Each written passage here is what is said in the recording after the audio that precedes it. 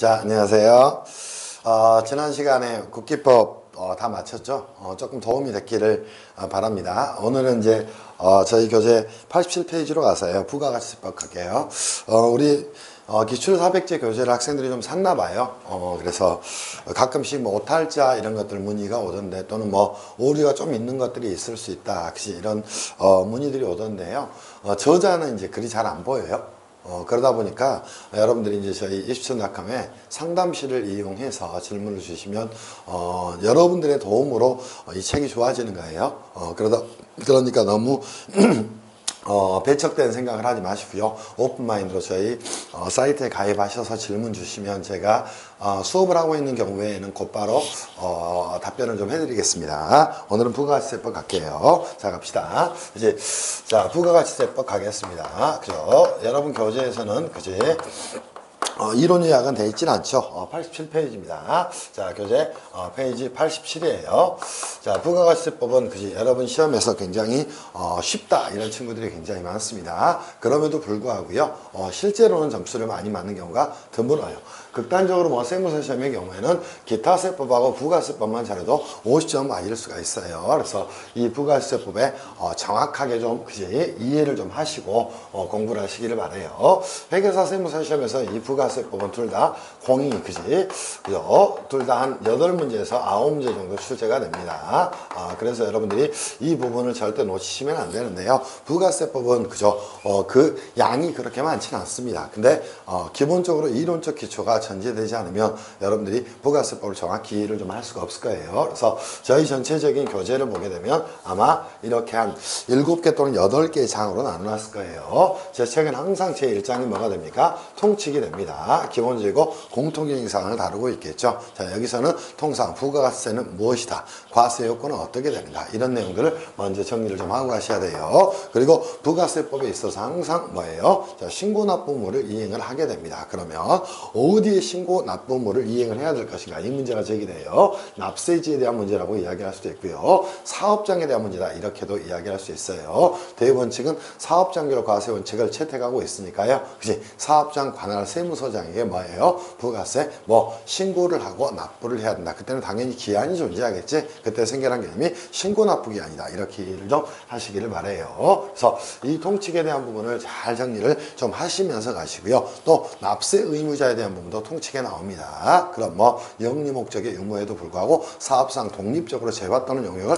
공급하는 자를 사업자라 보고 있는데, 거기에 사업자에는 그지 과연 누가 들어갈 것인가, 즉 납세무자는 누가 될 것인가, 이 문제를 한번 따져보시기를 바라요. 그리고 나서 봐야 될 내용이 있다면 뭐가 있을까? 그지 사업장별 과세 원칙을 채택하고 있는데 이게 그지 흩어질 수도 있을까? 그러면서 사업자 등록과 관련된 문제가 제기될 수 있어요. 그때는 뭐 사업자 단위 과세 제도를 적용할 수 있다, 임의 규정이에요. 그런 것들을 여러분이 한번 살펴보시면 되지 않을까 싶어요. 그죠? 그리고 나서 2장을 갑니다. 그지? 자, 부가세법 통칙에서 저희가 가장 중요하게 생각해야 될 건 뭐예요? 과세 요건이라는 거예요. 자, 지금부터 뭘 가는 거예요? 여러분들, 그죠? 이 개별세법에 대한 내용을 가는 겁니다. 그러면 여러분들이 공부를 하실 때요, 철저하게 이렇게 공부하셔야 돼요. 뭐, 과세 요건을 먼저 파악한다. 그리고 납세 절차를 파악한다. 사실은 이게 세법의 거의 대부분의 내용이라고 볼 수도 있어. 그럼 과세 요건은 다시 국기법에 설명을 했듯이 뭐, 과세 대상, 납세 의무자, 과세 표준, 세율, 이 4가지가 된다는 거예요. 그때 나머지 개별세법에서는 뭐예요? 과세 표준은 그닥 중요한 내용은 아니야. 그런데 부가세법에서는 과세 표준이 굉장히 중요한 내용 중에 하나가 됩니다. 그래서 그 부분들을 이 개념을 가지고 잘 정리를 해나가시기를 바라요. 자, 그러면 부가세법의 과세 요건은 도대체 무엇일까? 간단하게 전개하면서 목차를 만들어 볼게요. 부가세법의 첫 번째 과세 요건이 되는 건 뭘까요?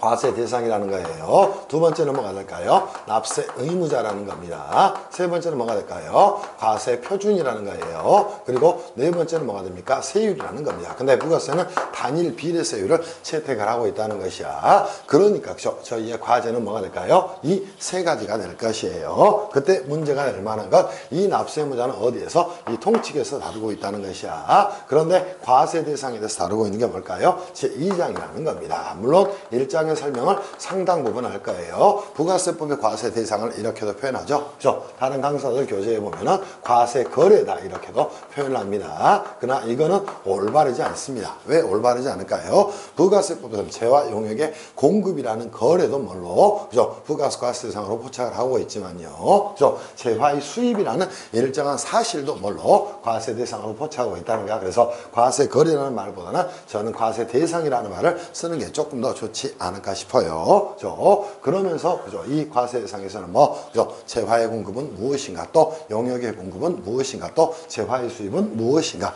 이런 것들을 따지는 거예요. 그리고 나서 문제가 될 게 뭘까요? 그죠? 공급 시기에 대한 부분이 굉장히 또 중요한 내용이 될 거예요. 그지? 재화용역을 공급하는데, 그지? 자, 항상 과세 기간에 그죠? 기속이 돼야 되는 문제가 생겨나게 되는데, 어느 시점에 부가세 신고 납부 의무를 이행해야 되는가, 또는 관할 세무청은 어느 시기에 그지? 여기에 대한 과세 표준에 대한 신고 등을 하지 않았다면 결정을 할 것인가, 이런 문제가 제기되는 거예요. 그래서 이 과세 대상 부분을 정확히 좀 보시기를 바래요. 그런데 이 부가세법은 이런 문제가 있다 그랬죠. 누가 소비를 하든 간에 뭐한다? 10%의 획일적 그지? 세율을 그지? 가지고 세액을 부담을 하게 됩니다. 그때 문제가 생기는 게 뭐예요? 그지? 납세 의무자와 그지? 자, 그죠? 부가세법상 세부담을 하는 담세자가 쪼개져 버리게 됩니다. 그래서 간접세다 이런 이야기를 하게 돼요. 그때 문제가 되는 건 뭘까요? 그지? 자, 세부담으로 인해서 조세 공평주의가 깨질 수 있다는 것이야. 그걸 뭐라고 이야기한다? 그지? 그죠? 부가세의 역진성이다 이렇게 이야기를 하는 거예요. 이 역진성은 뭐예요? 조세 공평주의의 즉 그죠? 수직적 공평에 그죠? 저해가 되는 사항을 뭐라고 얘기한다? 역진성이다 이렇게 이야기를 하게 됩니다. 이걸 완화시키기 위해서 자 봅시다. 부가세법에서는 면세라는 제도를 두고 있다는 것이에요. 그죠? 최종 소비자의 세부담을 뭐 조금 완화시키자 이런 취지에서 면세를 두고 있고요. 또 하나 부가세법의 총통칙이 가장 중요한 내용이야. 자, 부가세법은 뭐예요? 생산된 국가에서 과세가 이루어지지 않고요. 소비지국 과세 원칙을 실현하게 됩니다. 그럼 우리나라에서 생산된 물건이 뭐 하는 경우에는 수출이 되는 경우에는 우리나라에서 과세가 이루어지지 않고 해당 소비되는 국가에서 과세가 이루어지는 거예요. 그러다 보니까 수출 거래 등의 경우에는 당연히 우리나라에서 과세권 행사하면 안 될 것이야. 그래서 여러분 그지? 3장에 뭐가 나올까요? 영세율 제도가 나오게 됩니다. 그죠? 그리고 면세 제도가 나오게 되는 것이에요. 이게 제 3장의 내용입니다. 그죠? 그래서 여기에 대한 내용도 정확히 좀 이해를 좀 하시면 될 것 같고요. 그리고 나서 그지? 자, 사실은 통칙에서 논리적으로 모든 게 다 정리가 될 거예요. 부가세는 뭘 하게 됩니까? 그지? 거래 징수를 상대방으로부터 해야 됩니다. 그죠? 그러면서 뭐 하는 거예요? 세금계산서를 수수하게 됩니다. 그 부분은 조금 이따 설명을 드릴 건데요. 그래서 저희는 이 거래 징수와 그죠? 세금 계산서에 대한 부분을 그죠? 정리를 좀 해볼 거예요. 그게 4장의 내용입니다. 무슨 말씀인지 이해할 수 있겠지? 그리고 뭘 볼까요? 과세 표준에 대한 부분을 볼 거예요. 그죠? 자, 뭐 재화용 공급가액에 그지? 합계액을 뭘로 본다? 해당 과세기간의 과세 표준으로 보게 되는 겁니다. 거기에 뭘 하게 되면 세율을 곱하게 되면 뭐가 나와요? 매출세액이 나옵니다. 그지? 매출세액이 나와요. 그렇다면 이 과세 표준과 매출세액에 대해서 정리를 할 것이에요. 그런데 문제가 생기는 건 뭐예요? 자, 그죠? 재화용의 공급가액의 합계액의 10%의 세율을 곱하게 되면 매출세액이 산출되게 되는데 더 문제가 되는 건 이거라는 거예요. 이 매출세액은 뭐야? 총 매출세액이라는 거야. 그러다 보니까 뭘 하게 돼요? 대손세액을 가감하게 되는 것이에요. 그래서 이 매출세액에서 뭘 하게 된다? 플러스 마이너스, 그죠? 이 대손세액을 가감하게 되는 것이고요. 그죠?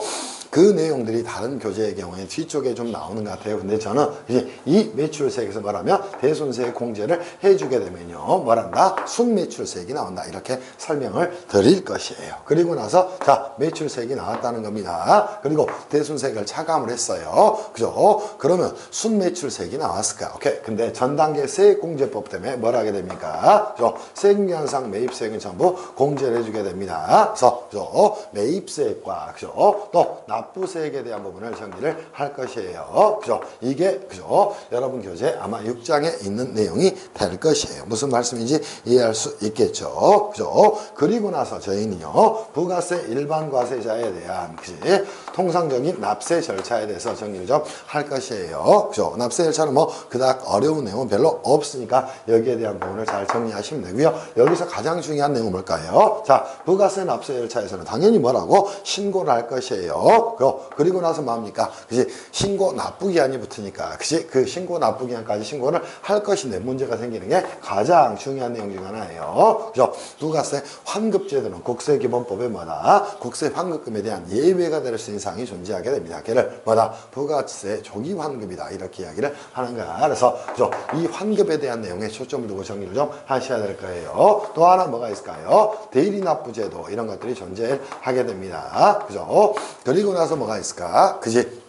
전자기업 용역을, 그죠? 용역을 수입하는 국외사업자, 전자기업 용역을 공부하는 국외사업자에 대한 특례, 그죠? 등등등을 배우게 될 거예요. 그리고, 그죠?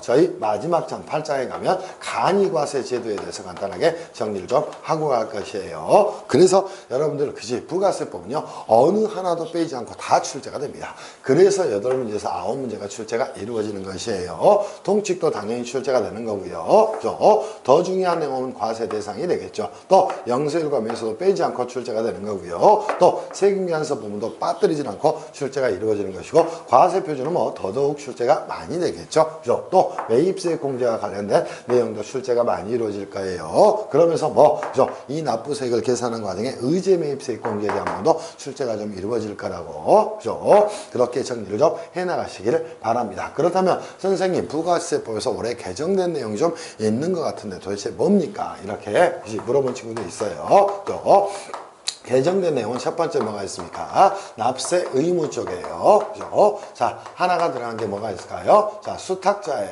그지? 이 물적 납세 의무라는 규정을 두면서요, 굉장히 많은 개정을 하게 됩니다. 이건 세무사 시험의 경우에는 2차 시험에 충분히 출제될 수 있는 내용이야. 이 물적 납세 의무는 어디서 나왔나요? 원래는 국세기본법에, 자, 이런 용어가 있었어요. 뭐가 있습니까? 양도담보권자의, 그지? 자, 뭐가 있어요? 물적 납세 의무가 존재하게 된다는 거야. 이거를, 그지? 자, 누구도 수탁자도 양도담보권자가 아닌 수탁자도 뭐한다? 일정한 요건을 충족하면 뭐한다? 물적 납세 의무를 지라. 이렇게 규정을 하고 있다는 거예요. 그때는 항상 법정기일이 개입이 될 수밖에 없을 것이야. 이 부분이 개정이 된 내용 중에 하나가 됩니다. 오케이? 그리고 나서 두 번째 개정이 된 내용이 있다면 이런 제도일 거예요. 자, 대리납부 제도에 대해서요, 조세특례 제한법에서, 그죠? 자, 뭐 특정 사업자의 경우에는, 그죠? 누가, 그죠? 신용카드사 등이, 그죠?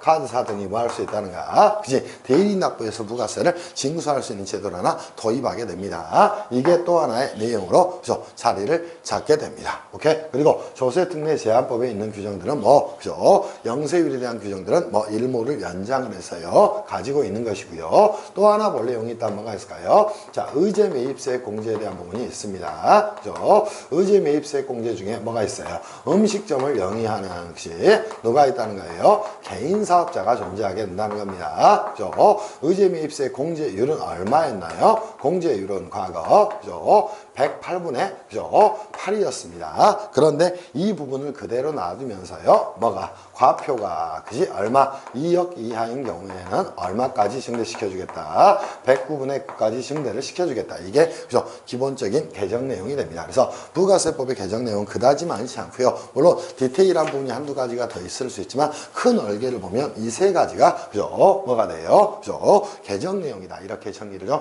해나가시면 될 거예요. 부가세법은 뭐 개정이 될 만한 사항이 그다지 많지 않으니까요. 그죠? 첫 번째, 뭐 수탁자의 물적 납세에 대한 규정이 들어갔다. 두 번째, 신용카드사 등이 일정한 요건을 충족하는 일정한 사업자에 대해서 뭐, 그죠? 대리납부 의무를 지게 된다. 이렇게 정리하시고요. 의제 매입세 공제율을, 그죠? 자, 음식점을 영위하는 개인 사업자의 경우에 108분의 8에서 과표 2억 이하짜리는 109분의 9로, 그죠? 상향 조정을 했다는 겁니다. 그 말은 음식점업을 영위하는 분들이 굉장히 생각보다 힘들다는 것이에요. 그죠? 그러면서 보자마자 의제 매입세 공제 딱 보자마자 뭐 떠올리셔야 돼요? 자, 면세 농산물 등을 원재료로 해서 과세 제과 또는 용역을 뭘 하게 됩니까? 그지? 창출해서 공급을 하게 됩니다. 그때 당연히 뭐예요? 면세 농산물에 대해서는 세금연수를 술수할 수 없는 거야. 그러니까 매입세 공제를 받을 수 없을 거야. 그러니까 이 말이 들어가는 것이야. 본래 매입세액은 아니지만 부가세법에서 매입세액 공제가 되는 것으로 뭐해서 간주를 해서 매입세액을 공제를 해주겠다. 걔를 의제매입세액 공제다. 이렇게 이야기를 하게 됩니다. 그지? 그때 그죠? 의제매입세액 공제는 뭐 때문에 생겨난 것이다? 누적 효과와 환수 효과를 완화하기 위한 제도 중에 하나다. 이게 여러분이 정리를 좀 그죠? 누적 효과와 환수 효과를 그죠? 완화하기 위한 제도다. 이렇게 정리를 먼저 하나 해놓고 가시면 좋지 않을까 싶어요. 그게 여러분들 교재 그치? 87페이지에 1번에 있는 문제예요. 이거부터 먼저 풀고 나서요. 내용을 할게요. 자, 1번 갑시다. 부가세법에서는 사업자가 면세 농산물 등을 원재료로 해서 제조 강화한 재화 또는 창출한 용역의 공급이 과세가 되는 경우 세금 계산서 없이도 일정한 금액을 매입세액으로 의제해서 공제할 수 있다고 규정하고 있다. 그를 뭐라고 이야기한다? 의제매입세액 공제라고 이야기합니다. 그 취지는 무엇이다? 누적 효과와 환수 효과를 완화시키는 것이다. 이렇게 정리를 하시면 되겠죠. 이게 여러분들 1번 문제가 됩니다. 지금부터는 여러분하고 어디를 갈 거냐면요. 그죠? 자, 이 얼개를 잡았으니까요. 그죠? 통칙으로 가서 전체적인 부분을 여러분하고 정리하면서요. 수업을 진행을 좀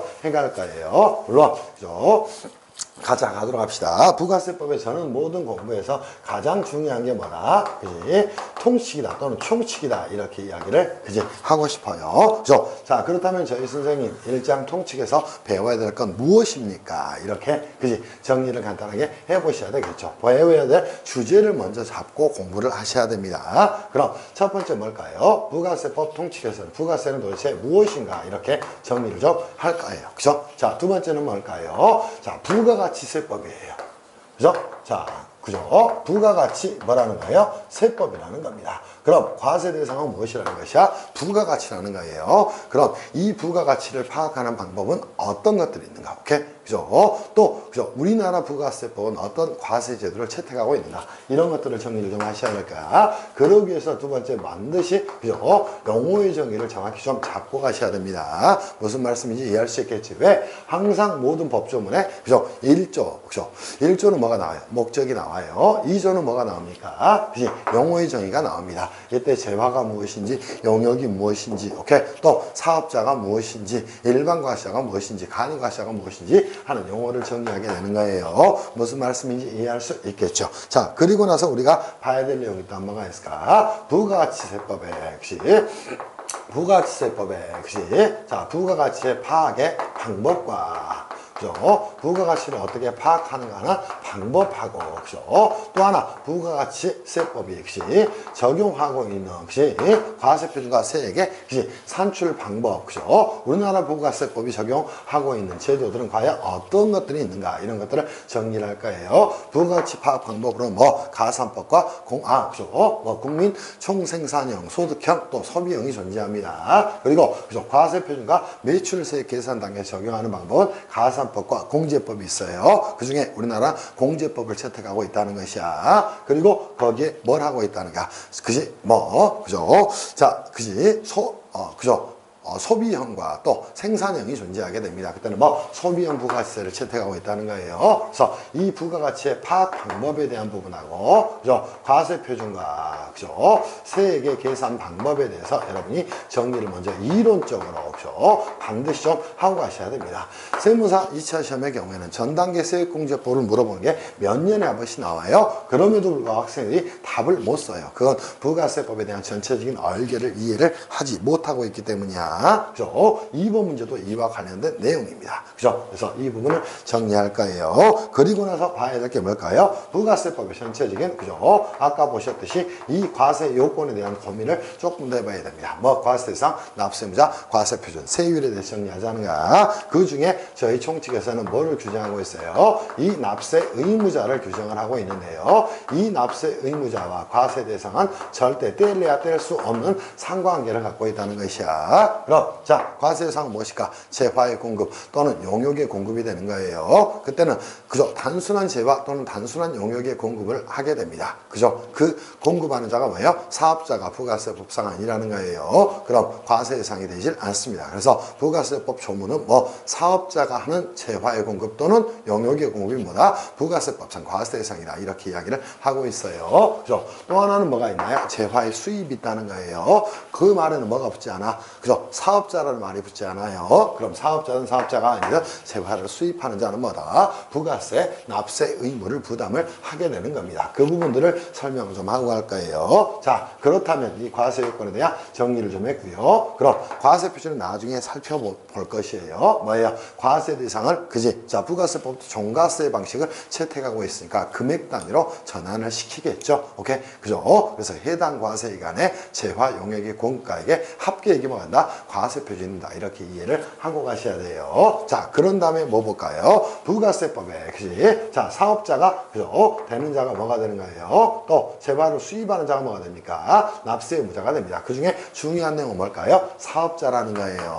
그죠? 그 사업자에 대한 고민을, 그죠? 하기 시작할 거예요. 그러면서 이 사업자와 납세 의무자의 상관관계를 공부를 좀 하시고요. 그 사업자는, 그지? 자, 뭘 하게 됩니까? 부가세 신고 납부 의무를 지게 됩니다. 그런데, 그죠? 신고 납부 의무를 지기 전에 뭘 해야 될까요? 부가세법상 사업을 영위하고 있다면 과세관청에 내가 부가세법상 재화 용역을 공급하고 있고 사업을 영위하고 있습니다 하는 뭘 해야 될까? 그지?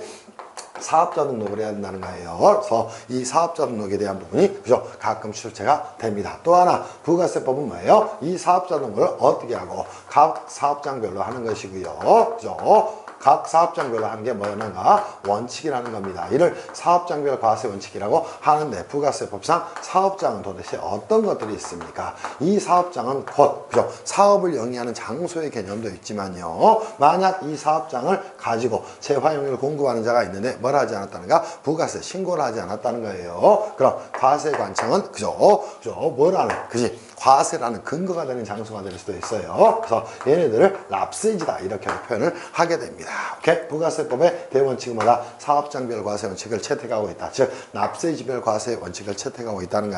그래서 이쪽에서 시험에 굉장히 많이 나옵니다. 그죠? 그래서 사업장과 납세지에 대한 부분은 동의어다 이렇게 살펴보셔야 됩니다. 무슨 말씀인지 이해할 수 있겠죠. 그리고 나서, 그지? 자, 사업장별 과세 원칙을 채택하고 있지만 이건 뭐예요? 장소별 과세라는 걸 뭐라고 이야기한다? 사업장별 과세 원칙이다. 이렇게 이야기를 하게 됩니다. 그죠? 예외적으로 뭐 할 수 있을까? 사람 단위로 과세가 이루어질 수 있다는가? 걔를 사업자 단위 과세다. 이렇게 이야기를 하게 됩니다. 그래서, 그지? 우리는 부가세 과세 방식에 있어서, 크게, 그지? 과세 방식은 두 가지가 있구나. 이렇게 정리를 하고 가셔야 돼요. 그럼 과세 방식은 뭐 있을까? 그죠? 사업장별 과세 원칙을, 그지?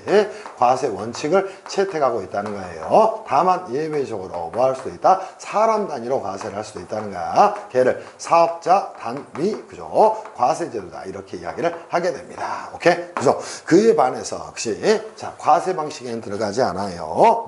그죠? 자, 납부만 또는 환급에 한해서 어디에서? 주사업장에서, 그죠? 한꺼번에 총괄해서 뭐 할 수 있는, 그치? 납부할 수 있는 또는 환급을 받을 수 있는 제도가 있는데, 걔를 주사업장 총괄 납부제도다. 이렇게 이야기를 하게 됩니다. 이런 것들을 전체적인 얼개로 봐서 출제라는 게 부가가치세법의 총칙의 내용인 것이에요. 그래서 여러분들이 이 내용을 정확히 좀 정리를 하고 가시기를 바랍니다. 무슨 말씀인지 이해할 수 있겠죠? 그럼 저희가 이런 순서대로 쭉 정리해 갈게요. 항상 모든 공부를 할 때는 이렇게 저희가 한 장을 펼치잖아요. 그럼 그 절에서 정리를 해야 될 것이 무엇이 있는가를 정확히 보고 가야 돼. 그럼 부가가치세법은 무엇이다? 그죠? 이거는 뭐 시험에 나오진 않겠죠. 부가가치를, 그지? 과세 대상으로 파악해서 부과하는 국세를 뭐라고 얘기한다? 부가세다. 이렇게 이야기를 하게 됩니다. 이건 설명을 하지 않을 거예요. 그럼 두 번째 용어의 정의에 대한 부분부터 우리가 그죠? 정리를 하면서 가볼게요. 자, 그렇다면 저희 이렇게 끝내겠습니다. 뭐다? 부가세법에서 용어를, 그죠? 정의를 하게 됩니다. 가장 중요한 말이에요. 그죠? 이 용어가 정리되지 않으면 법은 그 논리 전개를 할 수가 없다는 것이에요. 그래서 항상 먼저 하는 게 뭐예요? 용어의 정의라는 겁니다. 그때 죽어도 놓치지 말아야 될 게 뭘까요? 재화예요. 그죠? 자, 재화입니다. 두 번째가 뭘까요? 용역입니다. 그죠? 세 번째가 뭘까요? 그죠? 공급이라는 거예요. 그죠? 자, 이 용어를 정확히 여러분이 정리를 좀 하고 가셔야 됩니다. 왜? 사업자가 하는 재화, 그지? 또는 용역의 공급은 뭐가 되니까 부가세법상 과세 대상이 되기 때문이에요. 그리고 그 사업자는 뭐가 되니까 부가세법상 납세 의무자가 되기 때문이다. 이렇게 이해를 하고 가셔야 돼요. 그래서 이것들을 정리를 반드시 해 놓으시기를 바랍니다. 그리고 나서 또 하나 정리할 게 있다면 뭐가 있을까요? 그죠? 사업자라는 개념을 정리하는 거예요. 이 사업자는 뭐 재화 또는 용역을 공급하는 경우에 납세 의무자가 되는 자다. 이렇게 네 가지를 반드시 정리를 하고 가셔야 돼요. 그럼 선생님, 재화는 무엇입니까? 천천히 합시다. 그치? 재화는 무엇일까요? 그죠? 재산적 가치가 있는 그죠? 물건과 또는 뭘 말합니까? 그죠? 권리를 말하게 됩니다. 이 재산적 가치가 있는 물건과 권리를 그죠? 뭘 하게 되면 공급을 하게 되면 부가세, 과세 대상이 되는 거예요. 그때 물건의 범위는 어디서 정하는가? 시행령에서 정하는 겁니다. 그럼 자, 이 물건은 뭐가 있을까요? 그지? 동산, 부동산 등의 그지? 몸뚱아리가 있는 것들을 말합니다. 걔를 유체물이라고 이야기합니다. 두 번째요. 전기, 가스, 열 등, 그죠? 자, 뭐, 관리할 수 있는, 그죠? 뭐가, 자연력이 뭐가 됩니까? 물건이 된다는 것이에요. 그럼, 자, 관리할 수 있는 뭐는, 전기는 당연히, 그지? 재화가 된다는 사실을 반드시 여러분이 정리를 하고 가셔야 돼요. 그지? 또, 두 번째, 뭐가 있다는 거예요? 그죠? 권리가 있다는 겁니다. 그죠? 각종 권리가 뭐가 된다. 오케이? 그죠? 그죠? 재화가 된다. 이렇게 정리하셔야 돼. 재화 천천히 한번 해봅시다. 재산적 가치가 있는 물건 또는 권리를 말한다. 그때 물건은 그지 동산, 부동산 그지 뭐 등의 유체물과 관리할 수 있는 자연력을 말하는 것이다. 또 그지 권리는 뭐다? 뭐 그죠? 특허권, 그죠? 뭐 상표권, 그죠? 영어권 이런 것들에 대한 권리를 말하는 거예요. 이런 것들을 공급하게 되면 뭐가 될까요? 재화의 공급이 되는 겁니다. 무슨 말씀인지 아시겠죠? 다만 상품권은 뭐예요? 선급금의 성격이 있어요. 그래서 상품권을 뭐 하게 되면 그지 팔게 되면 그때는 뭐가 되지 않나? 그지 재화의 공급이 되지 않는다는가? 걔는 뭐예요? 그죠? 나중에 재화의 공급 또는 용역의 공급을 전제로 한 그지? 자, 선급의 성격이는 현금의 대가일 뿐이라는 거예요. 그렇게 이해를 하시기를 바랍니다. 그래서 반드시 이 재화의 용어를 정의를 하시기 바랍니다. 자, 봅시다. 그럼 선생님, 용역은 뭡니까? 자, 이것도 정의를 정확히 하셔야 됩니다. 첫 번째 뭐가 될까요? 영물을 제공하는 거예요. 그죠? 두 번째, 자, 보세요. 시설물이나 또는 뭐예요? 권리를, 그죠? 자, 사용하게 하는 걸 뭐라고 이야기한다고? 하는 것을, 그지? 자, 영역이다. 이렇게 이야기를 하게 되는 겁니다. 무슨 말씀인지 이해할 수 있겠지? 그럼, 자, 공급은 도대체 선생님 뭘까? 그치? 이 영무도 굉장히 중요한 거예요. 선생님, 그럼 영무가 뭡니까? 자, 흔히 말하는 서비스를 말하는 거예요. 그래서 여러분 시험에도 나중에, 그지? 과세 대상에 가게 되면 재화의 공급인지 용역의 공급인지를 물어보는 내용이 굉장히 많이 나옵니다. 그때도 철저하게 논리적으로 이렇게 가져가셔야 됩니다. 다시 한번 재봐갑시다. 재산적 가치가 있는 물건 또는 권리를 말한다. 물건은 뭐 동산, 부동산 등 그지 실체가 있는 물건, 즉 유체물과 관리할 수 있는 자연력, 즉 전기, 가스, 열 등 관리할 수 있는 자연력을 뭐가 한다. 그죠? 당연히 물건이 된다는 거예요. 그럼 전기 또는 그죠? 가스 또는 열, 이 관리할 수 있는 그지 자연력을 공급하게 됩니다. 걔는 뭐예요? 그래서 재화의 공급이 된다는 거예요. 그 부분에 초점 두고 공부를 하셔야 돼요. 그럼 선생님, 용역이란 뭡니까? 서비스를 제공하거나 시설물의 권리를 사용하게 하는 걸 말합니다. 여기서 여러분한테 그죠? 곧바로 가죠. 자, 봅시다. 부동산을 매매합니다. 자, 봅시다. 첫 번째, 그죠? 부동산을 뭐랍니까? 자, 매매합니다. 또는 그죠? 부동산을 공급합니다. 자, 얘네들은 뭐가 될까요? 당연히 재화의 공급이 되는 거예요. 무슨 말씀인지 이해할 수 있겠지. 그러나 자, 이 부동산을 뭐하게 합니까? 사용하게 하는 거가 있습니다. 걔를 뭐라고 이해해요? 부동산의 임대라고 이야기합니다. 그럼 얘는 뭐가 된다? 용역의 공급이 된다는 거예요. 그럼 이 재화의 공급과 용역의 공급이 섞여 있을 때가 있을 거예요. 대표적으로 뭐 있나요? 건설업이 있어요. 또 음식점업이 있다는 겁니다. 그때는 그죠? 뭐가 최종적으로 그죠 제공하는 것의 가치를 그지 더 많이 부여하냐. 그래서 건설업과 음식점업은 특별한 경우를 제외하고는 뭘로 본다? 용역의 공급으로 온다는 거예요. 그래서 그렇게 정리하는 것도 이 개념에서 나오는 거라고. 그래서 이 두 개의 개념은 철저하게 좀 이해를 하고 가시길 바래요. 그리고 공급은 도대체 선생님 뭡니까? 오케이, 그지? 자, 뭘까요? 그죠? 계약상, 그죠? 법률상. 자, 원인에 의해서 그죠? 뭐 하는 거예요? 세화를, 그지? 인도 또는 양도하거나, 그지? 또 영무를 제공하거나 시설 물 및 권리를 사용하게 하는 걸 말합니다. 그죠? 세화의 경우에는 뭐가 된다는가? 세화를, 그죠? 인도 또는 양도하거나, 또 뭐가 있어요? 영무를, 그죠? 제공하거나 또는 기타 시설 물 및 권리를 사용하게 하는 거. 오케이? 그때 계약상 원인은 뭐가 있을까? 법률상 원인은 뭐가 있을까? 이게 2장의 저희 주된 내용이 되는 겁니다. 그죠? 계약상 원인은 뭐가 있을까? 매매계약, 가공계약, 교환계약, 현물주자 이런 것들이 있다는가? 법률상 원인은 뭐가 있을까? 그지? 공매, 경매, 수용 등이 존재한다는 것이에요. 다만, 그지? 자, 나중에 재화의 공고로 그죠? 보지 않는 특례가 있겠죠. 걔는 뭐 법률에 의한 경매, 공매, 수용 이런 것들이 존재한다는 거예요. 법률상 원인과 법률에 의한은 굉장히 다른 말이에요. 그런 것들을 여러분이 하나씩 꼼꼼히 보고 와야, 그지? 1차 시험도 잘 볼 수 있고 2차도 잘 볼 수 있다는 거예요. 자, 그리고 나서 또 하나 정리할 개념이 뭐다? 사업자라는 겁니다. 자, 뭐다? 영리 목적 유무에도 불구하고, 유무에도 뭐하고? 불구하고. 자, 보세요. 자, 두 번째, 사업상, 그죠? 세 번째, 뭐, 독립적으로.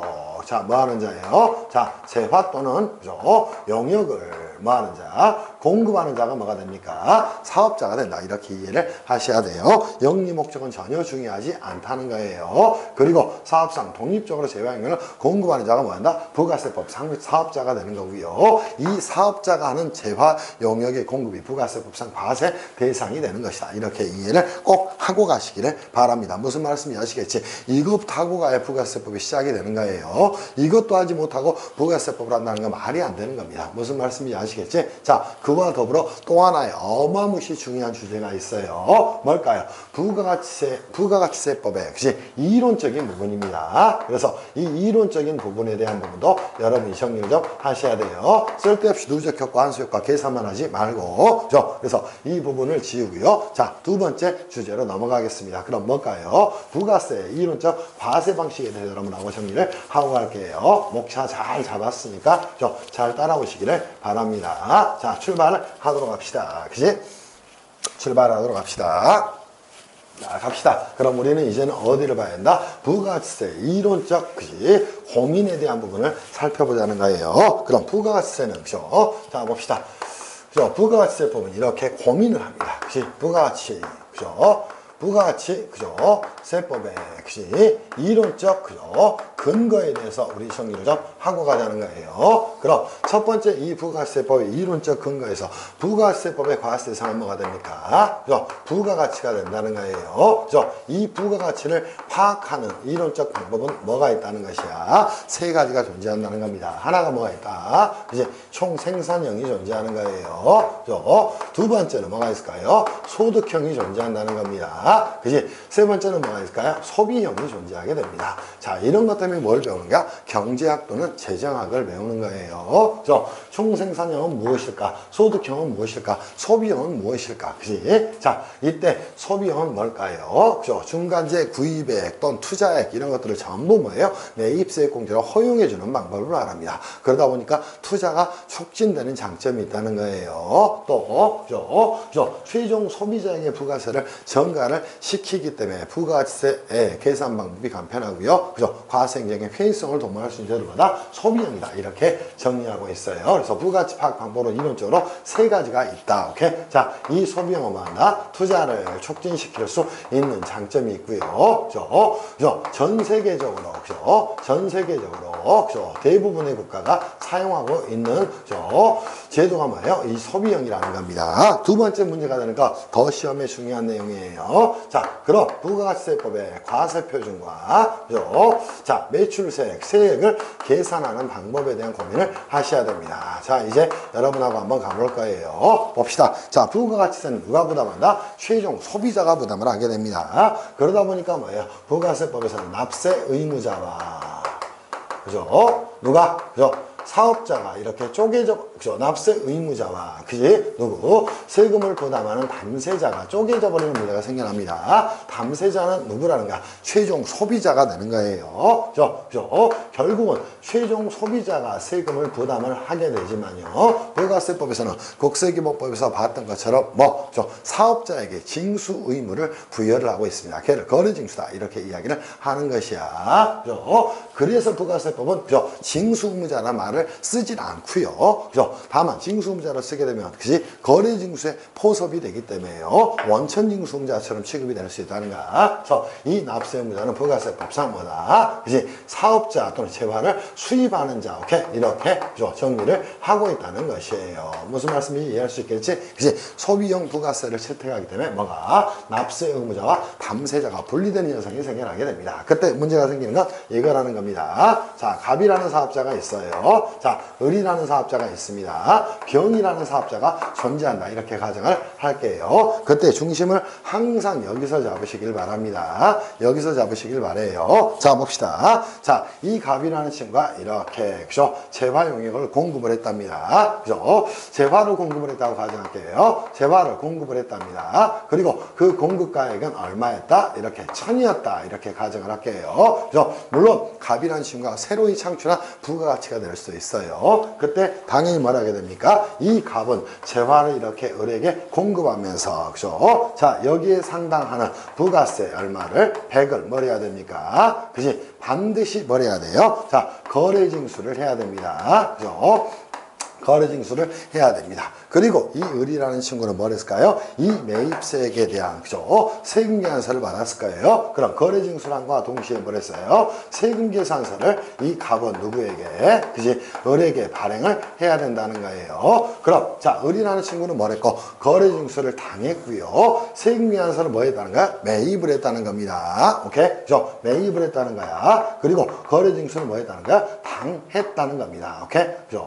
당함이 있다는 거예요. 그러다 보니까 당연히 이 을이라는 친구는 이 1000원의 재화를 공급을 받아서요. 자신의 단계에서 뭘 합니까? 이렇게 부가가치를 뭘 하게 돼요? 더하게 됩니다. 얼마를 더했다고 하잖아요? 500을 더하게 됩니다. 오케이? 그럼 자, 이 을 단계에서 부가세법에 대한 고민이 생깁니다. 응? 자, 이때 누가 그지 이 을이 창출한 부가가치 500에 대해서 그지 자, 과세를 하는 건 그지 똑같은데 부가세법에서는 이 500을 재화용의 공급가액으로 볼 것인가 아니면 전 단계에 창출된 그지 이 1000과 합한 오케이 자 그리고 나면 이렇게 공급을 할 거예요. 얼마로 공급을 할까요? 1500으로 1500으로 재화를 공급을 할 것이라고. 그때 고민이 생기는 게 이거랍니다. 자, 뭐예요? 어차피 순액은 똑같지만요. 자, 이 단계에서 뭘 할 것인가. 이 500만을 부가가치로 포착을 해서 이 순액에 대해서만 과세를 할 것인가. 그렇지 않고 이 1500의 재화 공급가액 전부를 뭘 해줄 것인가. 오케이? 그지? 자, 부가세, 그지? 과세 표준으로 포착할 것인가. 여기에 대한 문제가 제기되는가. 우리 부가가치세법은, 우리나라의 부가가치세법은 이 방식을 채택하고 있다는가. 그 말은, 자, 부가세, 재화의 공급가액 또는 이 과세 표준을 계산함에 있어서요.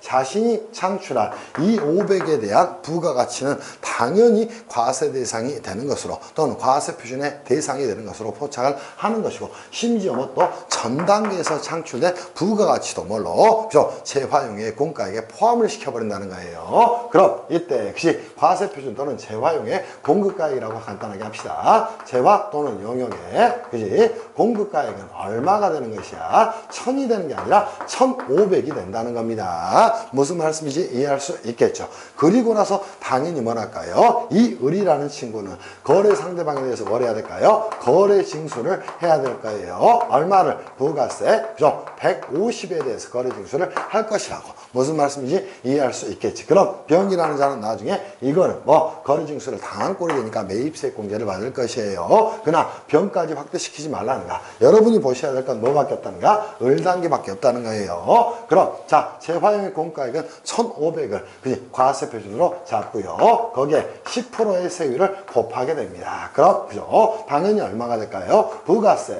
그지? 매출세액은 얼마가 된다, 그지? 자, 150으로 산출이 되는 거예요. 근데 을은 그죠?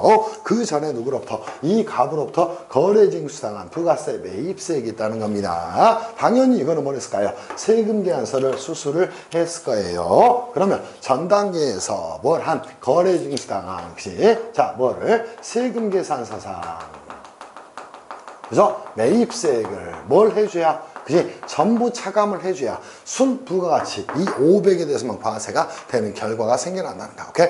이게 도대체 뭘까? 여기에 대한 고민이에요. 그럼 이걸 차감을 해주게 됩니다. 그럼 뭐가 나오게 될까요? 이렇게 부가세 납부세액이 나오게 됩니다. 그죠? 자, 이 납부세액은 순액 50으로 똑같이 결론은 나지만, 그죠? 자, 이때 방식이 두 가지가 있다는가? 이 자신이 창출한 부가가치에 대해서만 과세를 할 것인가? 오케이? 안 그렇고 이 전부를, 그죠? 자신이 전 단계에서 부담한, 그지? 재활용의 공급가액에 대한 부분하고, 오케이? 또 자신이 창출한 부가가치 이 전부를, 즉, 그죠?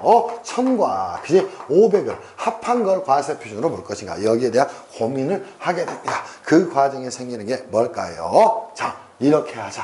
뭐 자신이 창출한 것뿐만 아니라 전 단계에서 창출된 부가가치의 합계액을 뭘로 보자? 재화용의 공과액으로 보자. 또 과세 표준으로 보자. 이게 뭐가 됩니까? 우리나라 부가세 과세 방식이 된다는가. 근데 문제가 생겼죠. 자신이 순부가가치 창출을 해서 부담해야 될 세액은 얼마가 되는가? 그죠? 당연히 50이 되는 거예요. 그럼에도 불구하고 매출세액이 150이 나왔다는가. 그럼 이 방법을 뭐 하자는가? 그지? 쓰자는 거예요. 자, 이거를 뭐라고 얘기합니까? 전 단계 세액공제법이다. 이렇게 이야기를 하게 됩니다. 그 말은 과세표준과 세액계산 방법에서 우리나라는 어떤 방법을 쓰고 있다는 거예요? 자, 과세표준과 과세표준의 계산에 있어서, 자, 플러스 정리합니다. 그죠? 자신이 창출한 부가가치는 물론이고, 그죠? 전 단계에서, 그죠? 뭐가 된? 창출된 뭐에 대해서 부가가치를, 그죠? 자, 이렇게 뭐 한 걸, 그죠? 더한 걸 뭘 하겠다는 거예요? 그죠? 과세 표준으로 보겠다는 겁니다. 그리고 나서 뭐 하겠다는가? 거기에 10%의 세율을 때려서 부가가치세, 매출세액을 계산한 다음에, 그죠? 전 단계에서 부담한 뭐를? 세금계산상 매입세액을 전부 뭐 해주겠다? 공제를 해주겠다는 거예요. 그죠? 그게 뭐가 됩니까? 그지? 그죠? 전 단계 세액공제법이 된다는 거예요. 그럼 이 전 단계 세액공제법이라는 것이 뭘까요? 그죠? 세액공제법은 혹시, 자, 그죠? 이 전 단계에서 공급받은 부분에 대한 세금계산상 매입세액을 전부 뭐 해버리겠다는가? 오케이? 그지? 공제를 해주겠다는 거예요. 다만 공제를 해준 것보다 세금계산상 매입세액에 한정이 되는 것이라고. 그럼으로써 그죠? 결과치는 순부가가치 창출액에, 그지? 10%의 세율을 곱한 값이 되지만 이론적으로는 굉장히 의미를 가지고 있다는 겁니다. 이거를 뭐라고 얘기한다? 부가세법의 이론적 근거다. 이렇게 이야기하고요. 우리나라는 자, 어떤 방법을 채택하고 있다? 과세표준 계산에 있어서, 그지? 자, 자신이 창출한 부가가치는 물론이고 전 단계에서 창출한 부가가치의 합계액을 뭘로 보고 있다? 재화용의 공과액 또는 과세표준으로 보고 있다. 이 말을 꼭 가슴에 새기셔야 됩니다. 두 번째는 뭐다? 그지? 매입세액 공제는 어떻게 이루어진다는 것이야? 매입세액 공제는, 그지? 자, 뭐, 전 단계에서, 그죠? 전 단계에서, 그죠? 부담한, 그죠? 자, 그지? 또는 거래징수당한 계산서상, 뭐를, 그죠? 상 매입세액을 뭘 해주겠다는 거예요? 공제를 해주겠다는 겁니다. 이걸 뭐라고 얘기한다? 전 단계 세액공제법이다. 이렇게 이야기를 하게 되는가? 그때 우리나라는, 그지? 결론적으로 이렇게 정리하는 거예요. 자, 뭘 채택하고 있다? 소비형 부가세를 채택하고 있다. 두 번째, 과세표준 계산에서 뭐 한다? 자신이 창출한 부가가치는 물론이고 전 단계에 창출된 부가가치의 합계액을 과세표준으로 보고 있다. 또 하나, 자, 뭐 한다? 그렇다면, 그지? 자, 자신은 원래 부가가치세 세부담 50만 해야 되는데 150을 부담하게 되면 문제가 생겨날 수 있다는 거예요. 그래서 전 단계 부담한 세액미환상 매입세액, 즉 거래징수당한 세액미환상 매입세액을 전부 공제해 줌으로써 결과적으로 뭐는가 자신이 창출한 부가가치에 대해서만 부가가치 세부담이 생겨나는 결과가 생겨난다는 거야. 예를 들어 전 단계 세액공제법이다 이렇게 이야기를 하게 되는 거예요. 그래서 이 세 개가 우리나라의 부가세법의 채택 방법이라는 겁니다. 하나 소비형, 두 번째 과세표준 계산에서, 세 번째는 전 단계 세액공제법에 대한 내용이 되는 거예요. 그래서 그 문제가 뭡니까? 2번이 되는 겁니다. 이해하겠죠? 자 갑시다. 87페이지 갈게요. 부가세법상 전 단계 세액공제법에 대한 설명이다. 옳지 않은 것은 그랬어요. 부가세법상 과세표준 재화 또는 용액의 공급가액은 해당 거래 단계에서 창출된 부가가치 총액을 말합니까? 전 단계에 창출된 것과 해당 거래 단계에서 창출된 부가가치 합계액을 말합니까? 당연히 합계액을 말한다는 거예요. 틀린 지문이 되겠죠. 그죠? 그리고 세무사 공부하는 친구들은 이 문장 어느 하나도 놓치면 안 됩니다. 왜냐하면 전 단계 세액공제법이 세무사 2차 시험에 출제가 굉장히 많이 되기 때문이에요. 그래서 하나하나 의미를 가지고 정리합시다. 자, 부가세법은 부가가치를 직접 산출하지 않고 뭐합니까? 산출해서 과세하지 않고 전 단계 세액공제법에 따라서 재화 또는 용역의 공급, 재화의 수입에 대해서 말하게 돼요. 부가세를 과세를 하게 되는 방식을 채택하고 있다는 거야. 3번 전 단계 세액공제법 매출액에 보세요. 재화용 공급가격을 뭐라 그래? 매출액이라고 이야기합니다. 거기에 세율을 곱해서 매출세액을 만든 다음에 그죠? 자, 전 단계 거래징수당한 세액면상 매입세액을 공제해주는 방식을 채택하고 있다. 얘를 뭐라고 얘기한다고? 전 단계 세액공제법이다. 이렇게 이야기를 하는 거예요. 자, 4번 전 단계 세액공제법에서 전 단계 세액은 당연히 뭐가 돼요? 전 단계 부담한 부가세법상 매입세액이 되는 것이다. 이렇게 이해를 하기를 바랍니다. 5번 부가세법상 납부세액을 계산함에 있어서 매출세에서 매입세액을 공제하는 이유는 뭐예요? 자, 공제해주지 않는다면 자신이 창출한 부가가치뿐만 아니라 전 단계에 창출한 부가가치에서 매출세액만 발생하지 매입세액 공제가 되지 않으면 이중부담이 생겨나기 때문이에요. 즉 중복과세를 회피하기 위한 취지다. 이렇게 이해를 하기를 바랍니다. 무슨 말씀인지 이해가 됐죠? 자, 이게 여러분이 보셔야 돼. 부가세법의 가장 중요한 용어의 정의 또 그죠? 이론적 근거가 되는 겁니다. 이제는 쉬었다가요. 간단하게 샘플은 이렇게 던져드릴 것이고요. 쉬었다가 뭐 할 거냐? 부가세법상 납세 의무자에 대한 고민을 조금 더 해보고요. 성취 규정을 한번 가보도록 할 거예요. 잠깐 쉬었다 하겠습니다.